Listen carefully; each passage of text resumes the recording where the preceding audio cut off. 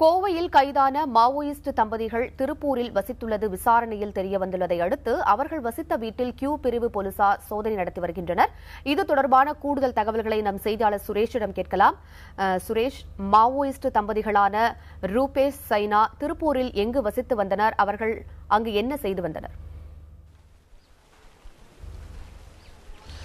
உமா, கடந்த 4ஆம் தேதி தமிழகத்தைச் சேர்ந்த 2 பேர் உட்பட 5 பேரை கியூ பிரான்ச் பிரிவினர் மாவோயிஸ்ட் இயக்கத்தைச் சேர்ந்தவர்கள் என கைது செய்தனர். அதன் பிறகு நேற்றைய தினம் கோவை நீதிமன்றம் அவர்களை போலீஸ் காவலில் எடுத்து விசாரிக்க அனுமதி அளித்தது.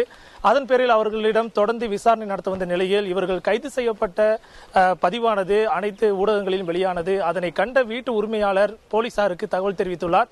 அதாவது, நீங்கள் கைது செய்திருக்கும் இந்த மாவோயிஸ்டை சேர்ந்த ரூபேஷ் மற்றும் சைனா எங்களுடைய வீட்டில் தான் வசித்து வந்தார்கள், கடந்த 2.5 வருடமாக வசித்து வந்திருக்கிறார்கள் என்ற ஒரு தகவலை அவர் அளித்ததாக சொல்ல பகுதி இன்று போலீசாரால் சுற்றி வளைக்கப்பட்டது.